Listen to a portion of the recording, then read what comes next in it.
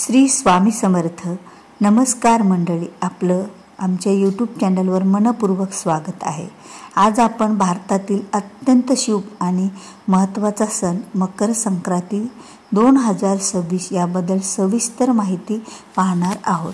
या व्हिडिओमध्ये आपण जाणून घेणार आहोत की मकर संक्रांती 2026 ची तारीख, संक्रांती सण, शुभ मुहूर्त, पुण्यकाल आणि महापुण्यकाल, मकर संक्रांतीची कथा, या दिवशी केले जाणारे धार्मिक कार्य, भारतीय राज्यामधील परंपरा, काय करावे काय करू नये, आरोग्य आणि ज्योतिष महत्त्व. भारतात एकूण 12 संक्रांती असतात, परंतु मकर संक्रांती सर्वात महत्त्वाची आहे.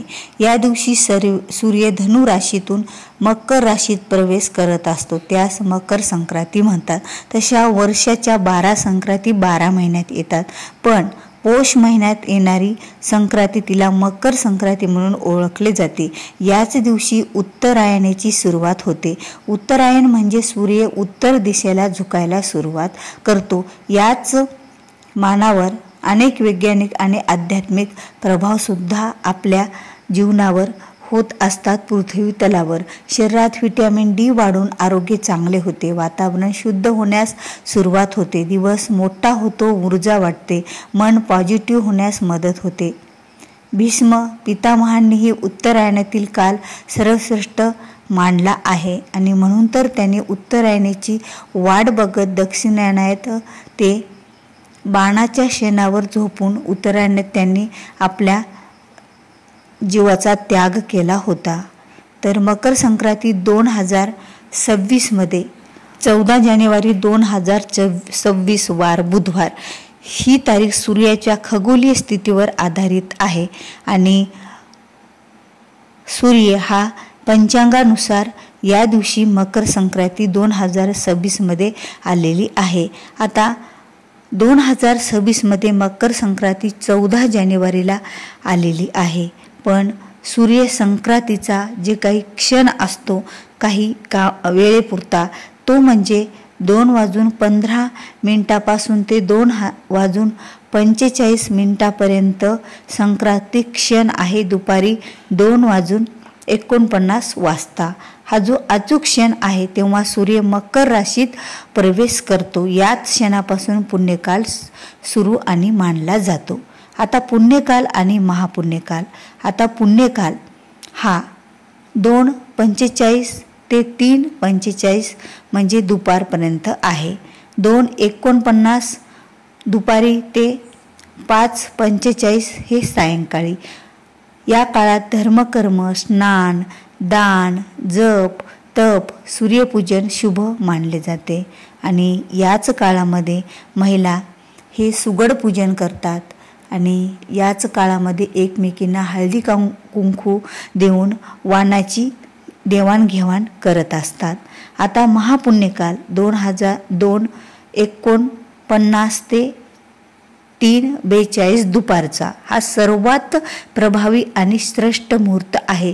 यावेळी केलेले तीळ आणि गुळाचे दान, सूर्याला अर्घ्य, मंत्र जप, होम विशेष फल देत असतात. मकर संक्रांतीची पूजाविधी कधी करायची, तर मकर संक्रांतीची पूजाविधी दुपारी 3:45 पासून सायंकाळी 4:45 पर्यंत. या पुण्यकाळामध्ये स्नान केल्यानंतर सूर्यदेवाला जल अर्पण केले जाते. या दिवशी पांढरे तीळ आणि गुळाचा नैवेद्य हा देवांना दाखवला जातो आणि एकमेकाला सुद्धा तिळगुळ हे दिले जाते. ते पांढरे तीळ आणि गुळ यांचे लाडू किंवा यांचा कच्चे सुद्धा तीळ या दिवशी खाण्याची प्रथा. त्याचबरोबर सूर्याला अर्घ्य द्यावा आणि दिवसभरातून ओम ग्रहणी सूर्याय नमः या मंत्राचा सायंकाळपर्यंत कधीही एकदा 108 वेळा जप करावा. गाईला हरभरा आणि गुळ सुद्धा खाऊ घालावे. गरजू व्यक्तींना कपडे द्यावे. अन्न किंवा तिळगुळ दान करावे. स्त्रियांनी हलवे, बोरे किंवा तिळगुळ देणे, घरात गोड पदार्थ बनवणे ह्या गोष्टी केल्या तर या दिवशी शुभ मानल्या जातात मकर संक्रांतीच्या दिवशी. आता मकर संक्रांती ही भीष्म पितामह म्हणजे महाभारतात भीष्म पितामहांनी इच्छामरण घेतले होते. त्यांनी देहत्याग करण्यासाठी उत्तरायणाची प्रतीक्षा केली होती. यावरून उत्तरायण आणि संक्रांतीचे महत्त्व सुद्धा आपल्याला दिसून येते. शनिदेव आणि सूर्यदेव यांच्याशी संबंधित कथा प्रसिद्ध आहे. या दिवशी पिता पुत्राचा मिलन झाल्याने मकर संक्रांतीला कौटुंबिक सौहार्द मानले जाते. म्हणजे कुटुंबामध्ये प्रेम वाढवण्यासाठी एकमेकाला तिळगुळ देऊन प्रेम हे वाढवले जाते आणि हा प्रेमाचा दिवस म्हणून सुद्धा साजरा केला जातो. तिळगुळ हा घ्या आणि गोड गोड बोला ही परंपरा याचमुळे सुरू झालेली आहे. आणि महाराष्ट्रामध्ये तर तिळगुळ, हलवे, बोरे, हळदी कुंकू आणि पतंग उडवणे यासारख्या गोष्टी केल्या जातात. आता गुजरातमध्ये उत्तरायणामध्ये जगप्रसिद्ध पतंग उत्सव, लाडवा, तिळपापडी यासारख्या गोष्टी केल्या जातात. आणि पंजाबमध्ये याला लोहडी किंवा माघी म्हणतात. तर लोहडीची होळी गुरुद्वाऱ्यात सेवा ह्या केल्या जातात या मकर संक्रांतीच्या दिवशी. आता तामिळनाडूमध्ये याला पोंगल म्हणतात.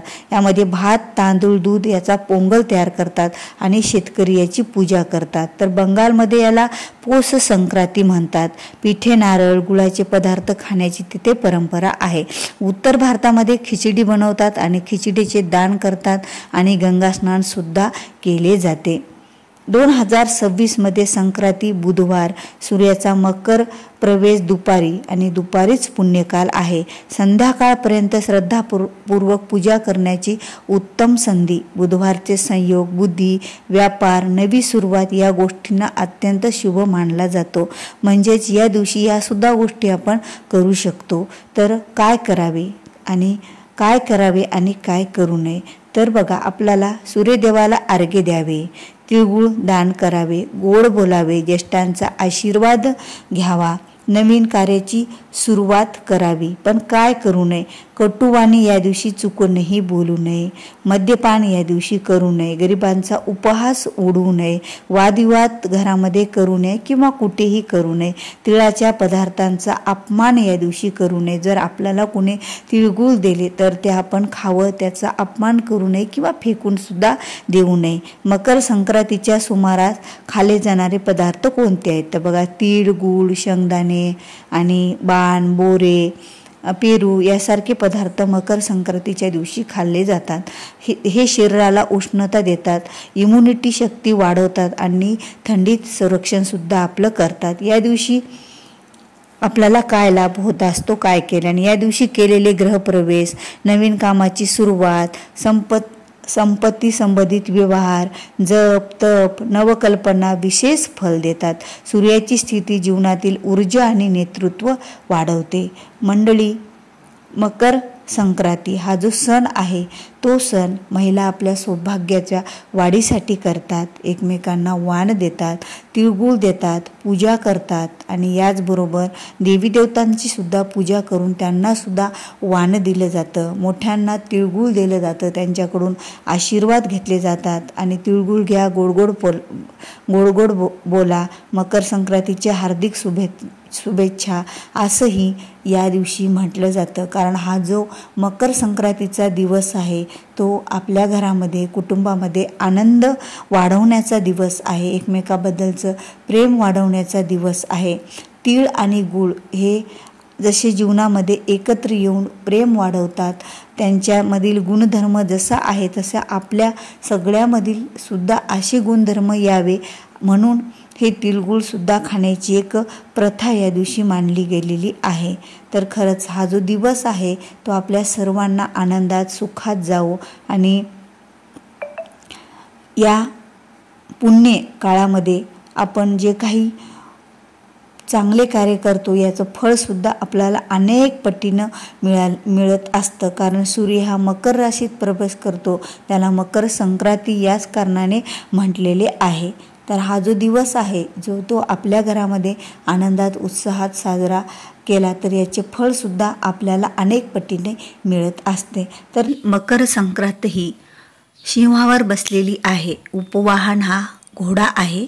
ती दक्षिणेकडून पश्चिमेकडे जात आहे आणि ईशान्य दिशेकडे पाहत आहे. अंगावर पिवळे वस्त्र धारण केलेले आहे. एका हातात जाईचे फूल घेऊन ती त्याचा सुगंध घेत आहे आणि एका हातामध्ये तिने गदा धारण केलेली आहे.